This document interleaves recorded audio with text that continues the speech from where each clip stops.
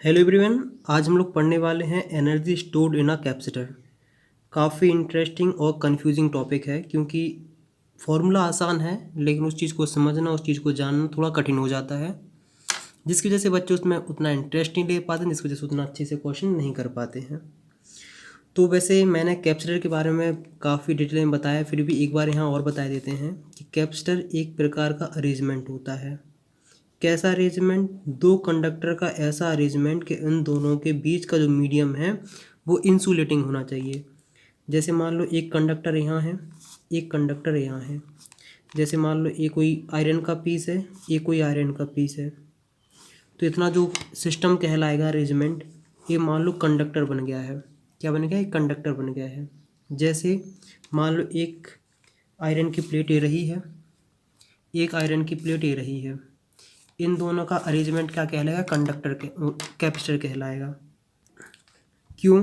क्योंकि अगर हम कैपेसिटर की बेसिक डेफिनेशन पे जाते हैं तो कैपेसिटर की बेसिक डेफिनेशन ये है कि दो कंडक्टर होना चाहिए और उन दो कंडक्टर के बीच की जो मीडियम है ये इंसुलेटिंग होना चाहिए।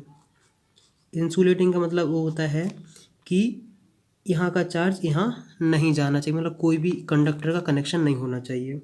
इतनी बेसिक की हमने बात जान ली है। तो अब जानते हैं कि आखिरकार यहाँ एनर्जी की बात क्या हो रही है, आखिर कौन सी एनर्जी स्टोर हो रही है। तो यहाँ एनर्जी स्टोर हो रही वो हो रही इलेक्ट्रोस्टैटिक एनर्जी। कौन सी एनर्जी? Electrostatic energy. तो अगर हम और इसे डिटेल में समझते हैं, अगर इलेक्ट्रोस्टैटिक एनर्जी कौन सी है, वही है electrical potential energy. Electrical potential energy जिसे हम लोग काफ़ी अच्छे तरीके से पढ़ चुके हैं, इलेक्ट्रिकल पोटेंशियल एनर्जी। तो आखिरकार हम यही पता लगाएंगे कि अगर किसी कैपेसिटर में कितनी इलेक्ट्रिकल पोटेंशियल एनर्जी स्टोर करती है जब चार्जिंग की जाती है।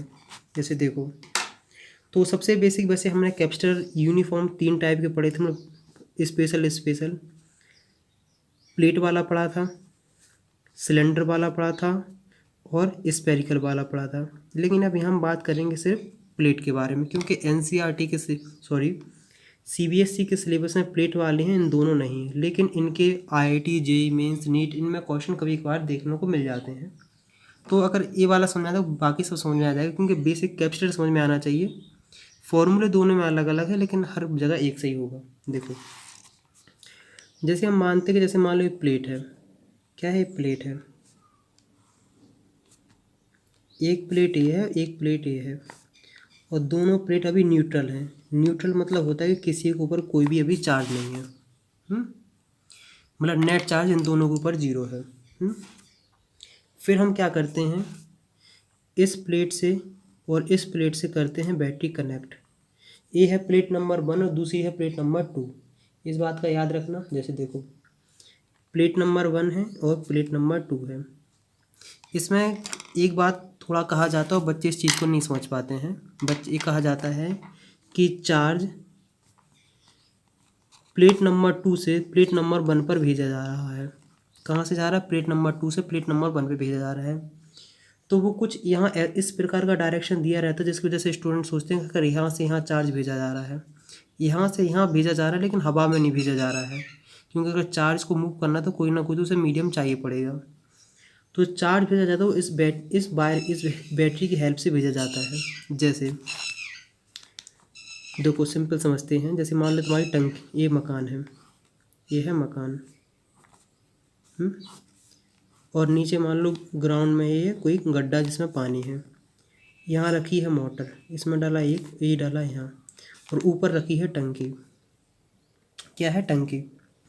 तो इसमें कहाँ काम कुछ ऐसा होता है कि यहाँ का पानी इस टंकी में फिल किया जाता है। तो कहा जाता है कि कुएं का पानी टंकी में जा रहा है। लेकिन ऐसा थोड़ा है कि हवा में जा रहा हो, कुछ ना कुछ तो उसके लिए कोई ना कोई वर्क करने वाला चाहिए पड़ता है। तो जो यहाँ से यहाँ जो चार्ज पहुँचाता है वो पहुँचाता है बैटरी। मतलब यहाँ बैटरी वो एजेंट है जो चार्ज एक जगह से दूसरी जगह ट्रांसफ़र करता है। देखो, मतलब पॉजिटिव चार्ज। लेकिन अगर किसी को थोड़ा हल्का फुल्का पता हो कि पॉजिटिव चार्ज एक जगह से दूसरी जगह नहीं जाता है, मतलब जो भी ट्रांसफरिंग होती, जो भी अगर पॉजिटिव चार्ज आता है, नेगेटिव चार्ज आता है, वो इलेक्ट्रॉन की वजह से आता है। मतलब अगर किसी के पास पॉजिटिव चार्ज आया इसका मतलब वहाँ से इलेक्ट्रॉन चले गए हैं, अगर किसी के पास नेगेटिव चार्ज आया इसका मतलब उस पर इलेक्ट्रॉन आ गए हैं। तो कहानी कुछ इस तरीके से होती है। रियल कहानी ये है कि इस प्लेट के इलेक्ट्रॉन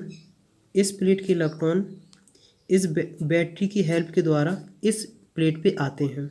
कहाँ से आते हैं? इस प्लेट के इलेक्ट्रॉन इस बैटरी पे आते हैं और यहाँ से यहाँ तक इलेक्ट्रॉन लाने में इस बैटरी को कुछ ना कुछ वर्क करना पड़ता है। कितना वर्क करना पड़ता है हम जानेंगे।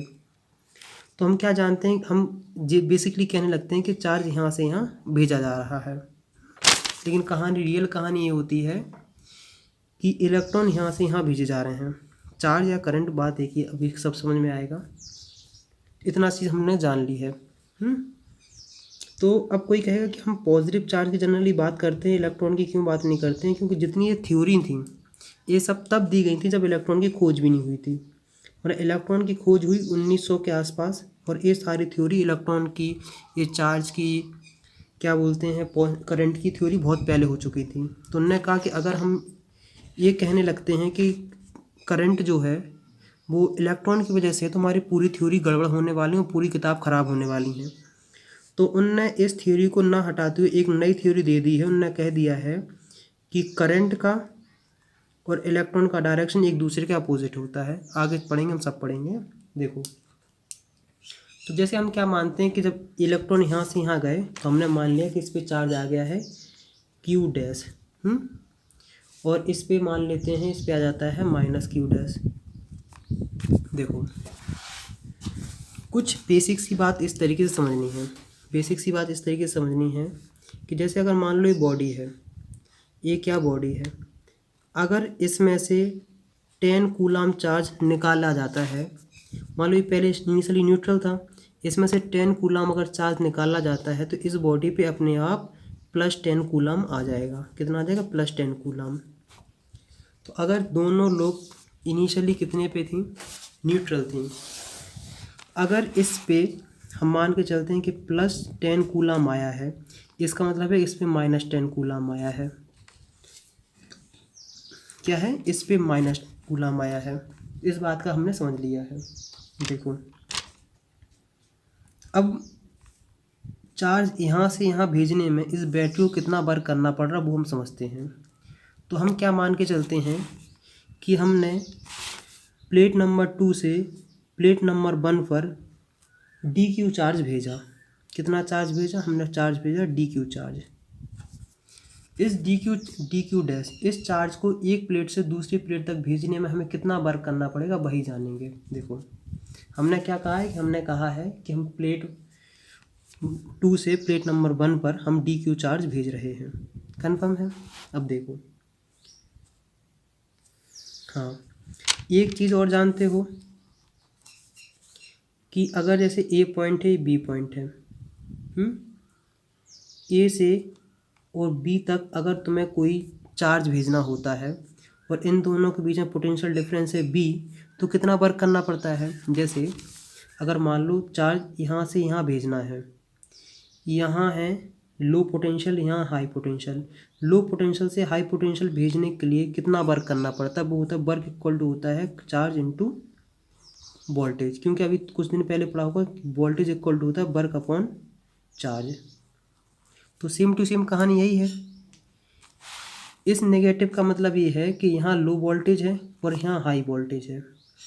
इसमें अब कुछ बात ये भी बता दें कि हाई वोल्टेज से लो वोल्टेज पे करंट अपने आप जाता है, लेकिन लो वोल्टेज से हाई वोल्टेज पे ले जाने में करंट, अगर तुम चार्ज ले जाना चाहते हो तो तुम्हें वर्क, मतलब किसी न किसी एजेंट को वर्क करना पड़ेगा।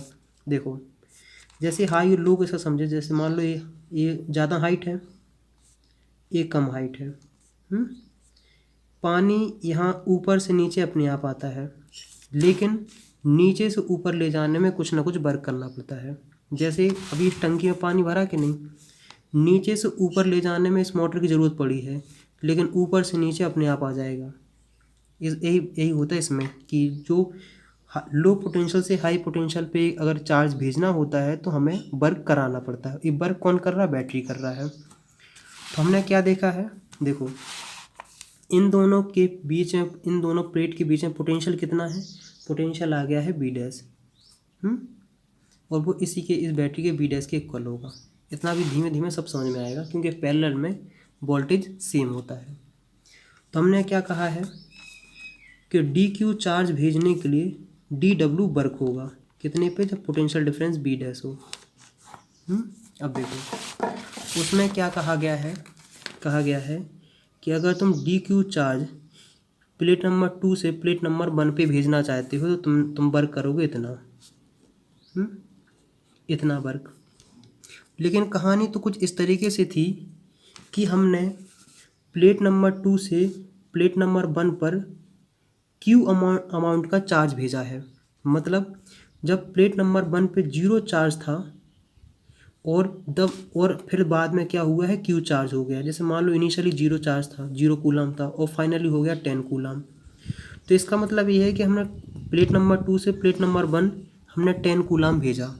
इस 10 कूलम भेजने में आखिरकार बैटरी को कितना वर्क करना पड़ा। तो पूरी जर्नी निकालने के लिए हम लोग क्या करते हैं, हम सिंपल सा कर देते हैं इंटीग्रेशन। यहाँ से और यहाँ हमने क्या कर दिया, इंटीग्रेशन। तो इसका तो इंटीग्रेशन डब्ल्यू हो जाएगा और ये हो जाएगा वी डैश डी क्यू। अब हमें कुछ ऐसा बनाना है कि आखिरकार हम इसमें फंक्शन बना लें। तो हम क्या जानते हैं, क्यू इक्वल टू होता है C we. Q equal to होता है सी वी। मतलब जब ये प्लेट होगी इस पे जब चार्ज आ जाएगा क्यू डैश और इन दोनों के बीच में होगा बी डैश वोल्टेज, तो इस कैपेसिटर के पास कैपेसिटेंस होगा, वो होगा सी। कितना होगा, सी। तो हमने क्या जाना कि बी इक्वल टू होता है क्यू डैश अपॉन सी। यही इक्वेशन यहाँ पुट करो। डब्ल्यू इक्वल टू हो जाएगा integration Q dash upon C D Q dash. अब W equal to 1 upon C Q dash D Q. अब देखो चार्ज कहाँ से, 0 से क्यू चार्ज भेजा गया कि नहीं, कि 0 से क्यू चार्ज भेजा गया है। अब सिंपल सा इंटीग्रेशन करना आना चाहिए। इंटीग्रेशन ऐसे याद करो, एक्स डी एक्स, तो ये होता है एक्स स्क्वायर अपॉन 2। इंटीग्रेशन हल्का फुल्का आना चाहिए। बेसिक लॉ इसका क्या है कि एक्स की पावर एन डी एक्स जो होता है वो हो जाता है एक्स की power n plus 1 upon n plus 1। तो जब हम इसको पूरा सॉल्व करें तो आंसर आएगा 1 upon C Q dash square upon 2 0 से क्यू। पहले अपर लिमिट रखते हैं फिर लोअर लिमिट रखते हैं। तो वर्ग की वैल्यू आ गई है 1 अपॉन सी q square upon 2 minus 0 square upon 2। तो वर्ग की वैल्यू आ गई, वर्ग इक्वल टू आ जाता है 1 अपॉन सी क्यू स्क्वायर अपॉन 2। देखो क्यू स्क्वायर 2 अपॉन सी। तो इसका कहने का मतलब ये है कि अगर तुम प्लेट नंबर 2 से 1 अगर तुम क्यू चार्ज भेजना चाहते हो तो तुम्हें इतना वर्क करना पड़ेगा। ऐसे नहीं, अपन समझते हैं अपने देसी तरीके से। तो देखो अभी तक हमने क्या जाना है कि वर्क की वैल्यू आ गई है 1/2 क्यू स्क्वायर अपॉन सी। आखिरकार ये समझना है कि कौन सा वर्क है। तो ये लिखा है total work done in transferring a charge Q from plate 2 to 1। देखो इसका मतलब समझो, मतलब ये वो वर्क की वैल्यू है जितना वर्क किया गया है चार्ज 2 से 1 पे भेजने के लिए। मतलब इतना वर्क किया गया जब चार्ज 2 से 1 पे भेजा गया। चलो ऐसे समझ में नहीं आएगा, अपन समझते हैं अपने देसी तरीके से। जैसे देखो, जैसे मान लो हमारे पास एक प्लेट है, इनिशियली ए इस पर कोई भी चार्ज नहीं था। एक प्लेट ए है और एक प्लेट ए रही। इनिशियली इस पर कोई चार्ज नहीं था, फिर हमने क्या लगा, इस पर लगाई बैटरी। और बैटरी लगाने के बाद हमने देखा कि इसके ऊपर आ गया है 10 कूलम चार्ज। इस पे 10 कूलम आया तो इसका मतलब इस पे आ गया है -10 कूलम चार्ज। -10 कूलम। अब देखो इतना तो बेसिक सी बात है कि अगर ये न्यूट्रल है, इसमें से अगर तुम -10 कूलम हटा दोगे तो ये फाइनली पता कितना हो जाएगा, 10 कूलम हो जाएगा। बात हुई है ऐसी। अभी समझते हैं कि आखिरकार जब ये 10 कूलम चार्ज यहाँ से यहाँ भेजा गया तो आखिरकार इस मतलब कितना वर्क हुआ, मतलब 10 कूलम चार्ज भेजने में आखिरकार कितना वर्क करना पड़ा। देखो इस तरीके समझते हैं। तो वर्क की वैल्यू है 1/2 क्यू स्क्वायर अपॉन सी। हमें मान के चलते हैं कि इसका कैपेसिटेंस है, इस कैपेसिटर का कैपेसिटेंस मान लेते हैं, सी की वैल्यू मानते हैं 2 फैरेड। तो वैल्यू आती है तुम्हारे पास 1/2 क्यू की वैल्यू 10 × 10 अपॉन 2। तुम्हें देखने को मिलेगा इसकी वैल्यू आ जाएगी 25 जूल। देखो, अब इस बात को बहुत गहराई समझना, क्योंकि यहाँ बच्चे बहुत कंफ्यूज होते हैं। देखो, वर्क की वैल्यू आ गई है 25 जूल, मतलब 25 जूल वर्क किया गया है चार्ज प्लेट 2 से 1 पे भेजने में। आखिरकार फिर पता करो कि टोटल वर्क कितना किया गया है। Total work by battery. देखो,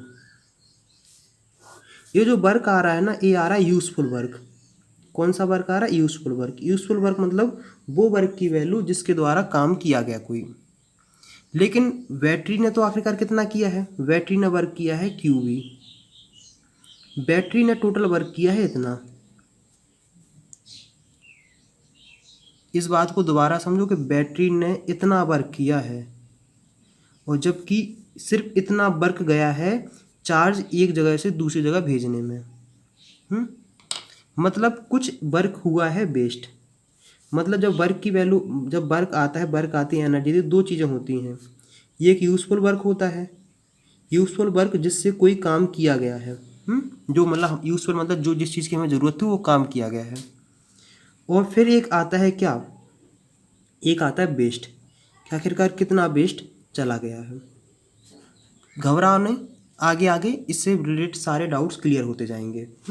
देखो, जैसे अभी जो हमने इतना जो वर्क है, मतलब आखिरकार चार्ज एक जगह से दूसरा जगह यूज़फुल वर्क है ये। आखिरकार यूज़फुल वर्क कहाँ गया है? देखो, इस चीज़ को समझो कि दिस, इसको लिख लो बहुत अच्छे से, this work done is stored as electrical potential energy.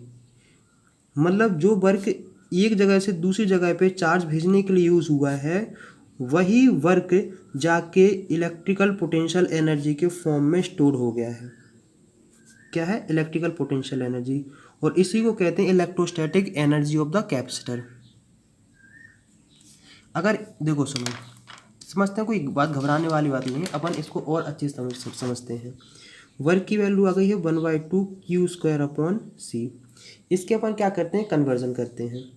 Conversion अपन इस तरीके से करेंगे, कभी कभार क्यू सी की वैल्यू दी रहती है तो ये वाला फॉर्मूला यूज़ करते हैं, कभी दी रहती है सी एंड बी, कभी दी रहती है क्यू एंड बी। मतलब हमारे पास एनर्जी के 4 फॉर्मूले हैं। ये 3 फॉर्मूले यहाँ पढ़ेंगे, फिर एक इलेक्ट्रिक फील्ड वाला भी पढ़ेंगे। तो देखो, अगर इसमें दी है तो वर्क की वैल्यू हो जाती है 1/2। देखो, अब क्या जानते, क्यू कर लू क्या होता है? सी भी होता है कि नहीं? देखो, क्यू क्या है? Charge on the plate. C है कैपेसिटेंस ऑफ कैपेसिटर, और बी होता है voltage across capacitor.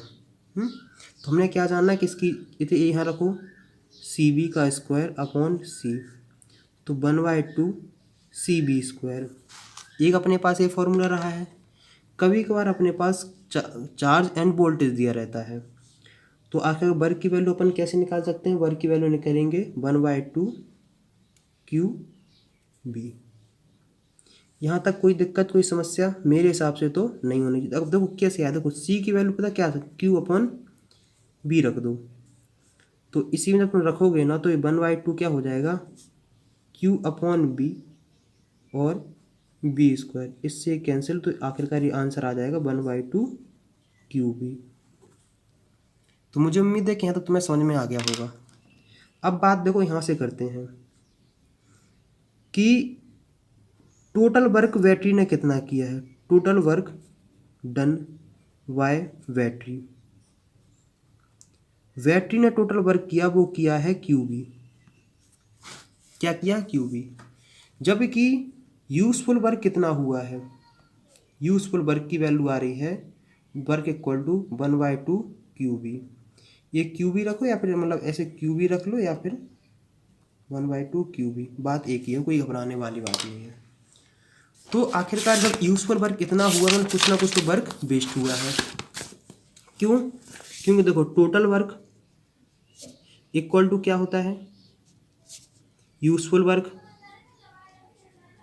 Useful work मतलब जिससे कोई काम किया गया है, और वेस्ट। देखो, टोटल वर्क किया गया है क्यूबी, और यूजफुल वर्क हुआ है 1/2 QB। और आखिरकार इतना तो वेस्ट गया ना, ये वेस्ट गया है। तो आखिरकार ये जानना है कि आखिरकार ये इतना वर्क कहाँ चला गया, वेस्ट काय में हुआ है। ये जो वर्क हुआ है इससे क्या हुई, हीट जनरेट हो गई और रेडिएशन निकली। तो ये वर्क कहाँ चला गया, हीट एंड रेडिएशन में। तो कभी कभार तुमसे पूछ लिया जाता है कि लॉस कितना हुआ है, तो QB माइनस 1/2 QB। तो हम क्या जानते हैं कि लॉस कितने का हुआ है, लॉस हुआ है 1/2 QB का। तो मुझे उम्मीद है कि अब तुम्हें हल्का हल्का समझ में आ रहा होगा कि आखिर कितना क्या वेस्ट हुआ, कितना क्या वर्क हुआ है। देखो मुझे पता है कि बहुत लोगों को समझ में नहीं आया हो, घबराने वाली बात नहीं, अपन जाते हैं दोबारा उसी कहानी पे। देखो जैसे मान लो हमने कहा ये प्लेट थी, कहानी अब दोबारा वही रिपीट क्या करेंगे। प्लेट थी, उसके ऊपर कोई चार्ज नहीं था, फाइनल फिर उसके पास 10 कूलाम आ गया, इसके पास 10 कूलाम आ जाता है, इसके पास -10 कूलाम आता है। यहाँ से हमने एक बैटरी देखी जो कनेक्टेड है कितने की, इतने वोल्ट की, और इसका इस कैपेसिटेंस है 2 फैरेड। इतना तुमने देख लिया है। और 2 फैरेड इसका कैपेसिटेंस है, और बाकी हम दूसरी चीज़ में अपन करेंगे, घबराओ नहीं। और फिर हम देखते हैं कि इसका क्या है, इसका है 5 वोल्ट की ये बैटरी है। तो आखिरकार हम देखते हैं कि आखिरकार इस बैटरी ने कितना वर्क किया है। देखो वर्क डन बाय बैटरी, मतलब आखिरकार टोटल वर्क बैटरी ने कितना किया। बैटरी ने वर्क किया W = QB, मतलब इतना चार्ज इसने यहाँ एक जगह से दूसरी जगह ट्रांसफ़र किया, और Q मतलब उसका, B मतलब उसका वोल्टेज। तो कितना होता है 10 × 5 50 जूल, मतलब बैटरी ने वर्क किया 50 जूल। जबकि आखिरकार यूज़फुल वर्क कितना हुआ है, वो हुआ है 1/2 QB। 1/2 Q मतलब इस पर चार्ज आया है, इस कैपेसिटर पे चार्ज 10 × वोल्टेज की वैल्यू अपन 5 ले लेते हैं, तो आ गया है 25 जूल। इस बात का मतलब ये रहा है। और जो यूज़फुल वर्क है, यही यूज़फुल वर्क स्टोर्ड होता है एनर्जी के फॉर्म में। क्या होता है, एनर्जी के फॉर्म में स्टोर्ड होता है। कौन सी एनर्जी के फॉर्म में स्टोर्ड होता है, इलेक्ट्रोस्टैटिक एनर्जी, या फिर जिसे बोलते हैं इलेक्ट्रिकल पोटेंशियल एनर्जी। अब देखो अगर इसी को समझते हैं कि यहाँ से यहाँ का चार्ज समझते हैं, अगर इसी कहानी समझते हैं हम इलेक्ट्रॉन के बारे में। देखो ये बात समझते हैं कि जैसे 1 कूलाम में कितने इलेक्ट्रॉन होते हैं, 625 × 10⁻16 इलेक्ट्रॉन, मतलब 1 कूलाम चार्ज में इतने इलेक्ट्रॉन होते हैं। तो अगर हम मान के चलते हैं कि यहाँ से इस प्लेट से इस प्लेट पे 10 कूलाम चार्ज गए हैं, तो आखिरकार टोटल इलेक्ट्रॉन कितने गए, तो वो हो गए होंगे 625 × 10⁻16, मतलब 6.25 × 10⁻19 इलेक्ट्रॉन एक प्लेट से दूसरी प्लेट पे गए। यहाँ से यहाँ तक भेजने में आखिरकार बैटरी को कितना वर्क करना पड़ा, बैटरी को वर्क करना पड़ा 50 जूल। कितना वर्क करना, 50 जूल, मतलब बैटरी ने तो किया है 50 जूल, 50 जूल किया है, जिसमें से 25 जूल ने इलेक्ट्रॉन एक जगह से दूसरी जगह पहुंचाए हैं, जबकि 25 जूल इसका वेस्ट हो गया है। क्यों, क्योंकि इससे जो वायर कनेक्टेड हैं, सब कुछ सिस्टम कनेक्टेड है, तो हीट में, रेडिएशन में, इन सब फॉर्म में वेस्ट हो गया है। मतलब 25 जूल वर्क ने ही 25 जूल वर्क यूज़ हुआ है इलेक्ट्रॉन एक जगह से दूसरी जगह पहुंचाने में, जबकि 25 तो वेस्ट हुआ ना। वैसे ओवरऑल तो 50 किया वर्क उसने, कुछ वेस्ट हुआ, कुछ यूज़फुल किया है। जो यूज़फुल होता है वही पोटेंशियल एनर्जी के फॉर्म में स्टोर हो जाता है। तो मुझे उम्मीद है कि यहाँ तो तुम्हें काफ़ी हद तक समझ में आ गया होगा किस तरीके से हमें क्वेश्चन सॉल्व करने हैं। अगर इसी को देखते हैं तो इसको होता है 625 1 2 3 4 5 6 7 8 9 10 11 12 13 14 15 16 17, मतलब इतने इलेक्ट्रॉन प्लेट नंबर 1 से प्लेट नंबर 2 पे भेजे गए हैं। एक बात और जान लो कि पॉजिटिव चार्ज हाई वोल्ट से लो वोल्ट पे अपने आप जाता है, मतलब कोई भी तुम्हें एक्सटर्नल वर्क नहीं कराना पड़ता है। जबकि नेगेटिव चार्ज क्या होता है, लो वोल्टेज से हाई वोल्टेज पे अपने आप जाता है। जबकि अगर तुम्हें हाई वोल्टेज से लो वोल्टेज पे अगर तुम्हें नेगेटिव चार्ज भेजना है तो तुम्हें वर्क करना पड़ेगा। और अगर इसमें क्या होता है कि अगर तुम लो वोल्टेज से हाई वोल्टेज पे पॉजिटिव चार्ज भेजना चाहते हो तो तुम्हें वर्क करना पड़ेगा। इस तरीके थोड़ा समझोगे तो ज़्यादा बेहतरीन समझ में आएगा। अब बढ़ते हैं हम आगे। तो आगे बढ़ने से हम लोग क्या करते हैं कि एक एनसीईआरटी का क्वेश्चन करते हैं और सीबीएसई में भी आया है। एनसीईआरटी का क्वेश्चन है, काफ़ी अच्छा है। देखो उसमें कहानी कुछ इस तरीके से है कि मान लो तुम्हारे पास एक कैपेसिटर है। क्या है? कैपेसिटर है। उस कैपेसिटर का कैपेसिटेंस है कितना? इसकी वैल्यू, सी की वैल्यू दी है 900 पिकोफैरेड। 900 का मतलब 900 इंटू 10⁻⁻12 फेरेड। इतनी बात तुमने समझ ली है कि सी की वैल्यू तुम्हारे पास ये रही है। उसमें पूछा है कि how much electrostatic energy stored by the capacitor, कि आखिरकार इस कैपेसिटर ने कितनी एनर्जी स्टोर करी है। क्या समझी? दोबारा समझो कि आखिरकार उसने कितनी एनर्जी स्टोर करी है। तो हमने क्या किया है कि यू इक्वल टू क्या आ जाता है? 1/2 क्यू स्क्वायर अपॉन सी। देखो एक बात में क्या समझना है कि जो यूज़फुल वर्क होता है वही एनर्जी के फॉर्म में स्टोर होता है। तो इसका मतलब है कि हमारे पास एनर्जी के 3 फॉर्मूले हैं, वो है 1/2 क्यू स्क्वायर अपॉन सी, एक है 1/2 सी बी स्क्वायर और एक है 1/2 क्यू बी। ये हमारे पास 3 एनर्जी के फॉर्मूले आ गए हैं कैपेसिटर के फॉर्म में। एक फार्मूला और आएगा, वो इलेक्ट्रिक फील्ड के फॉर्म में आएगा। तो मान लो अगर किसी कैपेसिटर का कैपेसिटेंस इतना है और बोल्ट इस पे 100 वोल्ट की बैटरी कनेक्टेड है, तो बताओ ये कैपेसिटर कितनी इलेक्ट्रोस्टैटिक एनर्जी स्टोर करेगा। तो हो जाएगा 1/2 क्यू, अपने पास है नहीं, अपने पास कौन, अपने अपन को देखना कि अपने पास क्या क्या गिवन है। अपने पास वोल्टेज गिवन है और अपने पास कैपेसिटेंस गिवन है। तो हम लोग क्या यूज़ करेंगे? ये दूसरा वाला करेंगे। तो दूसरा वाला हम लोग यूज़ करेंगे तो आखिरकार वैल्यू किस तरीके से निकलेगी? वो आएगी 1/2, सी की वैल्यू कितनी है? 9 इंटू 10⁻⁻12 इंटू बी स्क्वायर कितना है? 100 इंटू 100। बी स्क्वायर हो जाएगा कि नहीं? तो इसको निकालोगे तो 450 इंटू 10⁻⁻12 इंटू 10⁻4। तो 450 इंटू 10⁻−8। ये रहा इसका आंसर। इसको करोगे तो 4.5 इंटू 10⁻−10 जूल। मतलब इतनी जूल एनर्जी स्टोर हुई है। अगर तुमसे जस्ट पूछा जाए कि इस बैटरी ने टोटल वर्क कितना किया है, टोटल वर्क पता है कितना किया? वर्क की वैल्यू कुछ नहीं, जितनी एनर्जी स्टोर हुई उसका 2 से मल्टीप्लाई कर दो तो वर्क की वैल्यू आएगी, वो आएगी 9 इंटू 10⁻−10। इसका कहने का मतलब ये है कि बैटरी ने इतना वर्क किया है, जबकि इतना वर्क स्टोर हुआ है।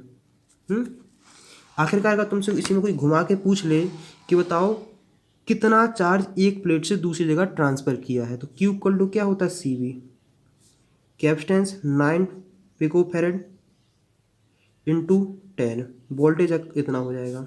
तो जो हम तुम्हें देखने में मिलेगा तो उसका वैल्यू आ जाएगा 9 इंटू 10⁻−8 कूलम।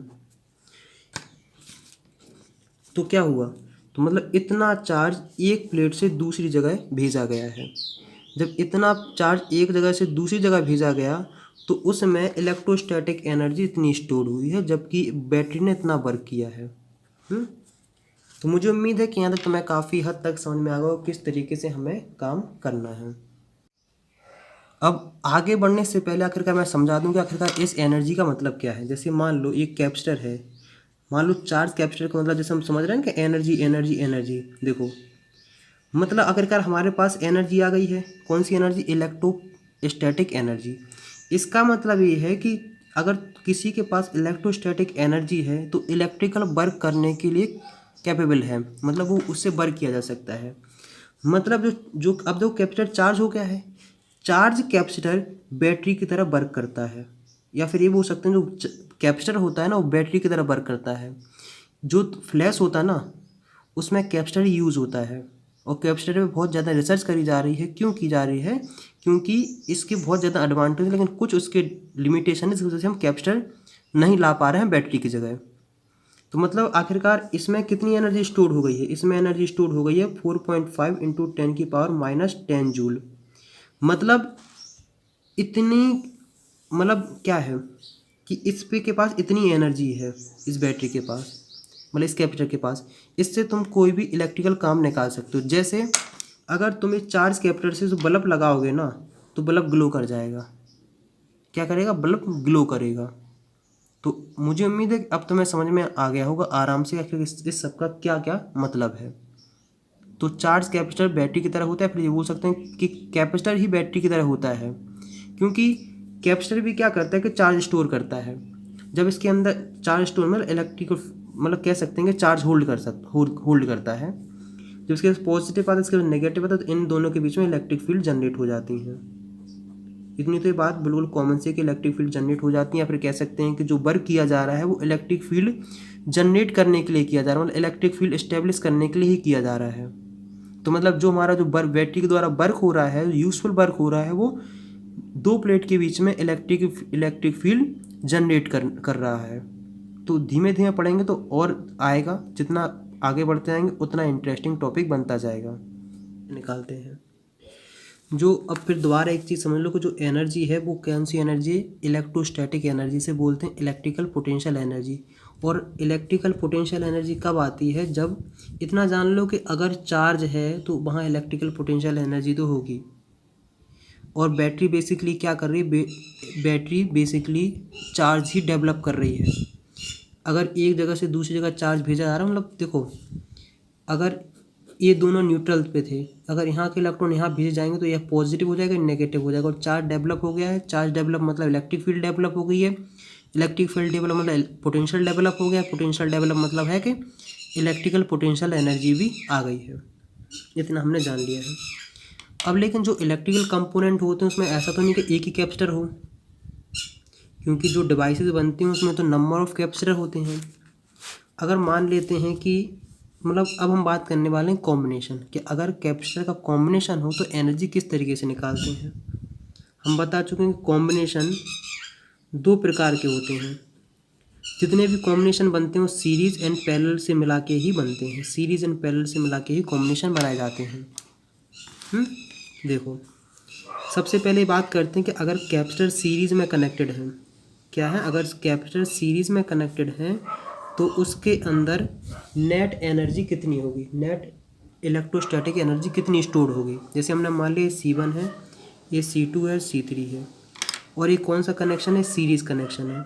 तो सीरीज कनेक्शन में एक चीज़ हमेशा याद रखना कि चार्ज की वैल्यू सेम होगी। मतलब जितने भी कैपेसिटर हैं सब पे चार्ज की वैल्यू सेम होगी। मतलब इस पे पॉजिटिव होगी, इस पे नेगेटिव हो जाएगी, इस पे पॉजिटिव हो जाएगी, इस पे पॉजिटिव है, इस पे नेगेटिव, इस पे पॉजिटिव है, इस पे नेगेटिव है। नेगेटिव कैसे? देखो नेगेटिव कैसे आ रहा है? पोलराइजेशन से। देखो इस पे जब पॉजिटिव आई तो पोलराइजेशन से इस पे नेगेटिव आ गई है। जब इस पे नेगेटिव आई तो इस पे पॉजिटिव आ गई है। इस पे पॉजिटिव, इस पे नेगेटिव। मेरा सेम चार्ज कहने का मतलब है कि अगर इस वाली प्लेट पे 10 कूलम है तो इस पे तो -10 कूलम है, ऑटोमेटिक आ जाएगा। लेकिन इस प्लेट पे भी 10 कूलम भी चार्ज होगा, इस पे तो -10 हो जाएगा, और इस प्लेट पे भी 10 कूलम चार्ज होगा। ये होगा सीरीज़ की स्पेशल बात, कि अगर कैपेसिटर सीरीज़ में कनेक्टेड होते हैं तो सब प्लेट पे सेम चार्ज होता है। हमने क्या जाना है? कैपेसिटर है। और एक चीज़ हम बहुत पहले पढ़ चुके हैं कि अगर कैपेसिटर सीरीज़ में कनेक्टेड हों तो उनका सी नेट कैसे निकलते हैं। तो 1/C नेट इक्वल टू होता है 1/C1 प्लस 1/C2 और 1/C3 और डेट डेट डैश, जितने अलग और भी कोई कैपेसिटर यूज़ हो। देखो हम क्या मानते हैं कि इन तीनों कैपेसिटर से मिला के एक इक्विवेलेंट कैपेसिटर बनाते हैं। इसका मतलब यही होता है, जब रिजल्टेंट कैपेसिटेंस निकालते हैं तो इसका मतलब होता है कि हमने इन सब से मिला के एक सिंपल सा कैपेसिटेंस बनाया है। ये जो कैपेसिटेंस है उसका कैपेसिटेंस है सी नेट। क्या है? सी नेट है। देखो इतना चीज़ हमने जान ली है। और इसके अंदर पोटेंशियल, इसके अंदर इलेक्ट्रोस्टैटिक एनर्जी स्टोर हो रही, वो है U। तो फॉर्मूला क्या होगा? U equal to 1/2 Q² upon c net. देखो Q क्या है? ये Q है charge on plate of capacitor, और सी नेट क्या है कि इस पूरे इक्विवेलेंट का सी नेट। तो हमने क्या जाना है कि 1/2 क्यू स्क्वायर। सी नेट की वैल्यू क्या है, देखो 1/c सी नेट हो जाएगा, तो 1/c1, 1/c2 और 1/c3। तो यू नेट इक्वल टू क्या है, 1/2 Q square upon C1, 1/2 Q square upon C2, 1/2 Q square upon C3। तो अगर ये देखते हैं तो ये भी देख इलेक्ट्रोस्टैटिक एनर्जी है जो है U1। U1 है कि electrostatic energy stored in capacitor 1। Electrostatic energy stored in capacitor 1, मतलब कैपेसिटर 1 के अंदर जितनी इलेक्ट्रोस्टैटिक एनर्जी है वो U1 है। इसकी वजह से आएगा U2, मतलब electrostatic energy stored in capacitor 2। और ये हो जाएगा U3, electrostatic energy stored in capacitor 3। ये हो गया यू नेट। तो इसका कहने का मतलब ये है कि जो यू नेट मतलब टोटल इलेक्ट्रोस्टैटिक एनर्जी जो होगी वो U1, U2, U3 के सम के बराबर होगी। मतलब अगर कैपेसिटर सीरीज में कनेक्टेड हैं तो उनकी पोटेंशियल उनकी इलेक्ट्रोस्टैटिक एनर्जी सीरीज मतलब सिंपली ऐड होती है। कैसे होती है, ऐड होती है। अगर कभी कभार क्या हो बात कि अगर कोई पैरेलल में कनेक्टेड हो, क्या हो पैरेलल में कनेक्टेड हो, यहाँ हम बात करते हैं जैसे मान लो एक कैपेसिटर है, दूसरा कैपेसिटर है और तीसरा कैपेसिटर है, C1, C2 और C3। जब एक चीज़ मैंने बताई थी कि जब कोई कंपोनेंट पैरेलल में कनेक्टेड होता है तो voltage across at each component same होता है। मतलब अगर इस वोल्टेज इस कैपेसिटर के अक्रॉस 10 वोल्ट है तो इसके भी 10 वोल्ट ही होगा, इसका भी 10 वोल्ट होगा। मतलब सीरी पैरेलल में voltage across each component same होता है। तो हम क्या मान लेते हैं कि वोल्टेज अक्रॉस ईच कंपोनेंट है B। क्या है, B है।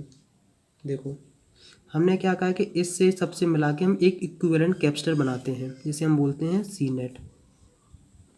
क्या बोलते हैं, C नेट। और इस कैपेसिटेंस के अक्रॉस होगा कितना, 4 वोल्टेज होगा B। तो अगर कोई कैपेसिटेंस सीरीज में कनेक्टेड होता है तो C नेट की वैल्यू आती है C1, C2 और C3। और अभी हमने क्या जाना है कि net potential energy equal to क्या होता है, 1/2 CV²। अब किसी के दिमाग में आ रहा होगा कि 1/2 CV² आपने क्यों यूज़ करी है, 1/2 Q² अपॉन C नेट क्यों यूज़ नहीं करी है। क्यों इसलिए यूज़ नहीं करी है क्योंकि अगर ये वाली यूज़ करेंगे तो जो Q आ रहा है तुम्हारा, ये Q, ये परेशान कर देगा। क्या कर देगा, ये परेशान कर देगा। इस इक्वेशन में हमारे पास सिर्फ एक चीज़ वेरिएबल है C। इस इक्वेशन में हमें ये भी वेरिएबल हो जाएगी, ये भी वेरिएबल, जिससे हम परेशान हो जाएंगे। इसलिए हम इस वाले को ज़्यादा यूज़ करना सही समझते हैं। तो हमने क्या जाना है कि यू नेट इक्वल टू होता है, वो होता है 1/2 C नेट और B²। C net B², 1/2 C net की वैल्यू क्या जाती है, C1, C2, C3 और B²। तो 1/2 CB², 1/2 C2B² और 1/2 C3B², तो B नेट। और हम क्या जानते हैं कि जो CA आ रहा है, ये है potential electrostatic energy stored in capacitor 1। ये U1 कहलाएगी, ये U2 कहलाएगी और ये U3 कहलाएगी। तो हम क्या जानते हैं कि कैपेसिटर जो हो, अगर चाहे सीरीज कॉम्बिनेशन हो चाहे पैरेलल कॉम्बिनेशन हो, जो पोटेंशियल जो इलेक्ट्रोस्टैटिक एनर्जी आती है वो सिंपल सी ऐड होती है। यहाँ भी यही ये पैरेलल वाला कनेक्शन है और सीरीज में भी कुछ इसी तरीके से कनेक्शन है। तो इतना तो हल्का फुल्का समझ में आ गया होगा किस तरीके से कॉम्बिनेशन करते हैं। जैसे अगर मान लेते हैं हम कॉम्बिनेशन बनाते हैं और सॉल्व करते हैं तो कोई अब ज़्यादा बड़ी बात नहीं है। क्वेश्चन कराने से पहले एक कॉन्सेप्ट पढ़ा दें जिसका नाम है electric energy density of electric field. इसको लिख लो, काफ़ी काम का है। आगे बढ़ने से पहले अब मैं कुछ बात क्लियर कर दूं कुछ स्टूडेंट हैं अपने दिमाग में एक धारणा बना ली होगी। उनका धारणा होगी कि जैसे मान लो एक कैपेसिटर है और एक कैपेसिटर है, यहाँ से बैटरी से कनेक्टेड है। हमें मान के चलते हैं कि ये वाले जो कॉम्बिनेशन है इसकी वजह से हो रही है 100 जूल स्टोर हो रही है।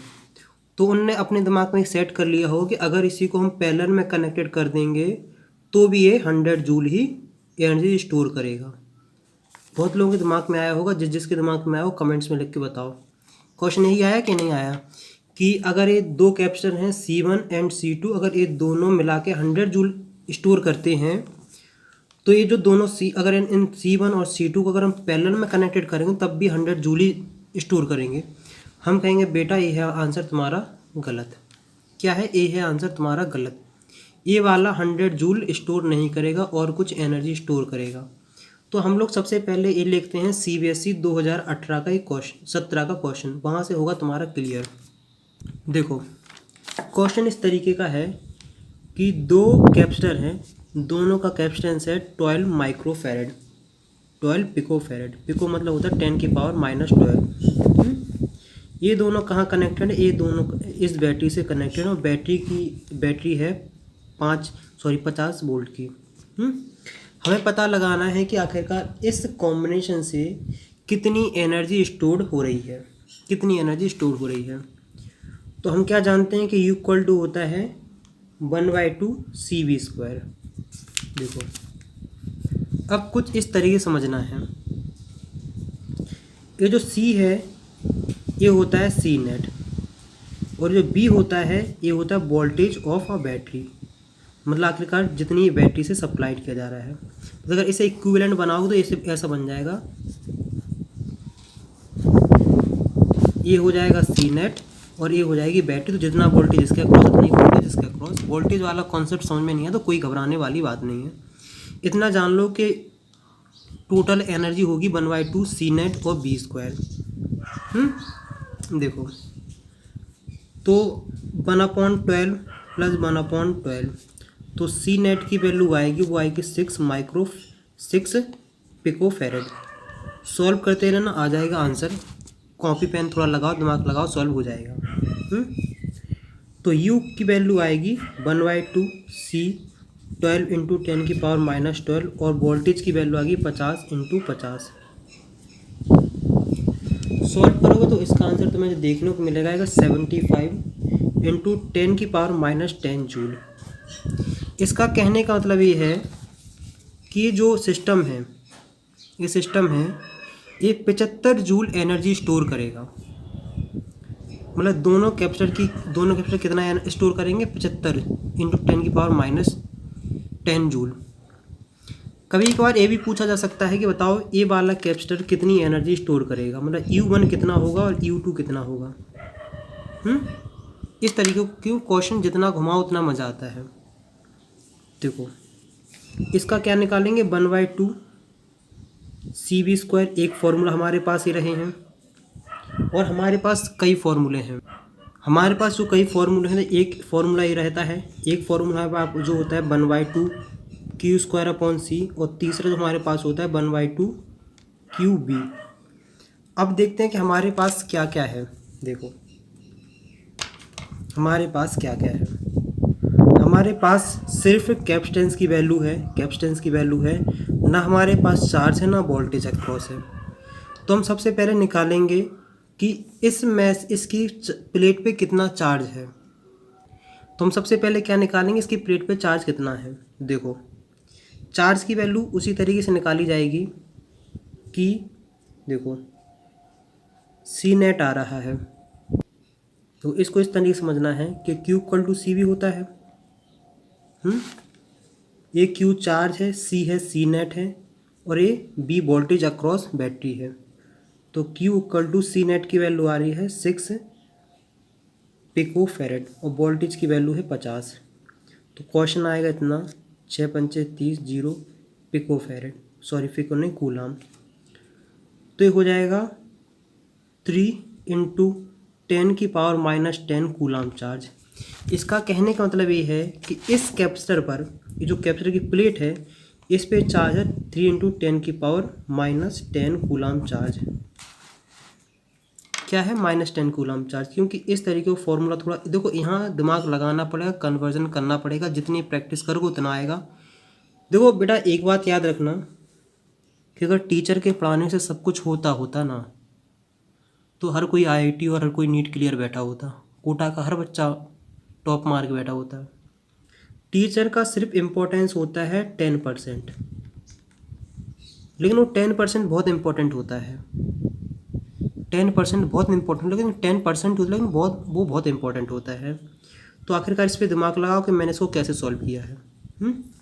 फिर हमने क्या जाना है कि हमने निकाल लिया कि U जो C1 है उस पर चार्ज की वैल्यू आ गई है, वो आ रही है 3 × 10⁻⁻10 कूलम। इसका पोटेंशियल कितना, इसका कैपेसिटेंस कितना, इसका कैपेसिटेंस है 12 पिकोफैरेड। तो इसमें कितनी पोटेंशियल एनर्जी होगी, वो होगी 1/2 Q² C। ये होगी U1 की वैल्यू।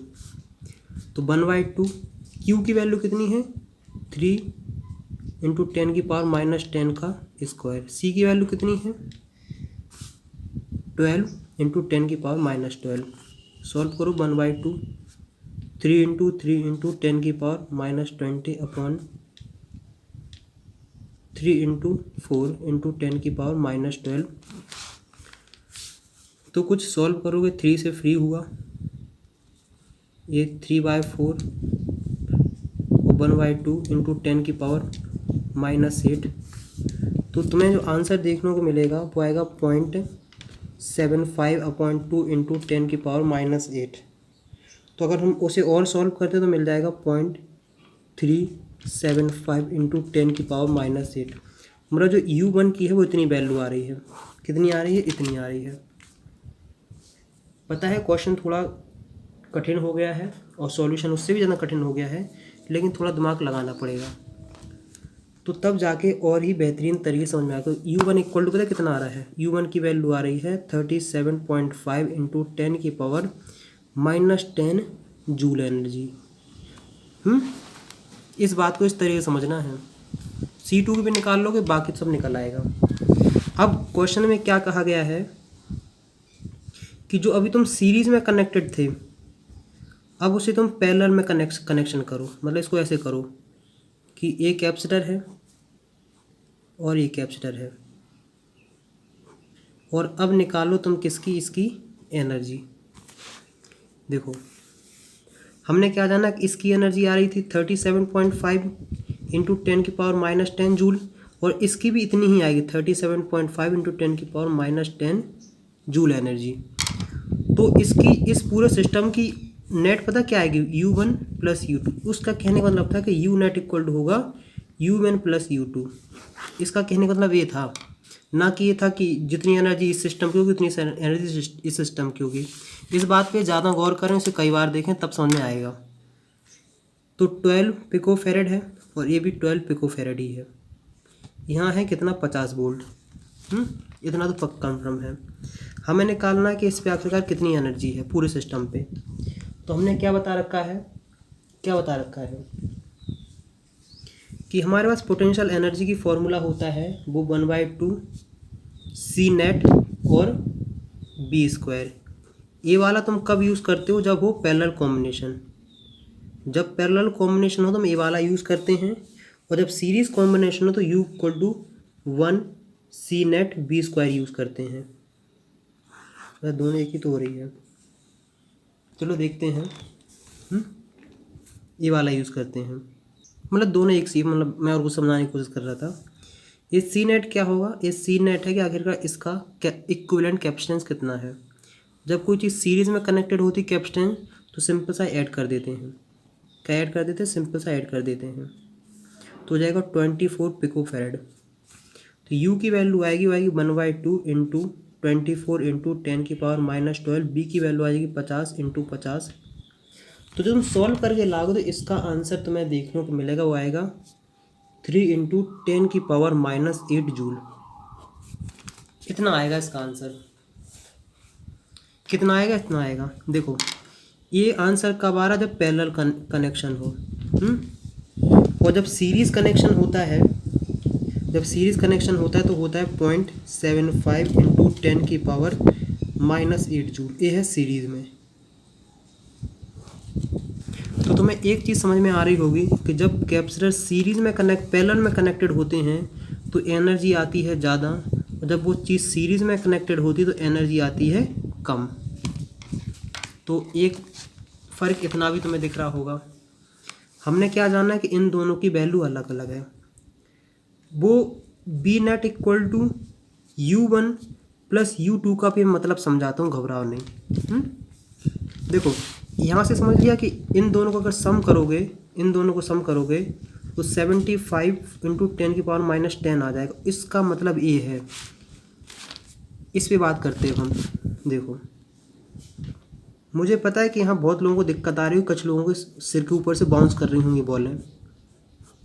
एक वीडियो को कई बार देखें तो समझ में आ जाएगा, रिवर्स कर करके देखें, जहाँ से समझ में नहीं आता वो प्रैक्टिस करें तभी समझ में आएगा। देखो ये 12 पिकोफैरेड है, ये 12 पिकोफैरेड है, ये 50। तो सबसे पहले हमें निकालना है कि इसकी वजह से U1 की वैल्यू क्या होगी और इसकी वजह से U2 की वैल्यू कितनी होगी। सबसे पहले निकालते हैं आखिर इसकी वजह से कितनी एनर्जी होगी। देखो हम क्या जानते हैं कि Q equal to c v. यहाँ तो हमें कुछ ऐसा यूज़ भी नहीं करना है, डायरेक्ट अगर हम 1/2 सी वी स्क्वायर कर देंगे तो हमारा आंसर निकल आएगा U1, क्योंकि इसके क्रॉस कितना है, पोटेंशियल 50 है, कैपेसिटेंस इसका दिया रखा है, सब कुछ देखो। 1/2 सी की वैल्यू बोलो 12 इंटू 10⁻⁻12 और 50 इंटू 50। तो जब तुम सॉल्व करके लाओगे तो यहाँ तुम्हें देखने को मिलेगा 1.5 इंटू 10⁻⁻8 जूल। कितना आएगा, क्योंकि देखो ये 4 हो जाएगा, ये देखो 50 इंटू 4 100,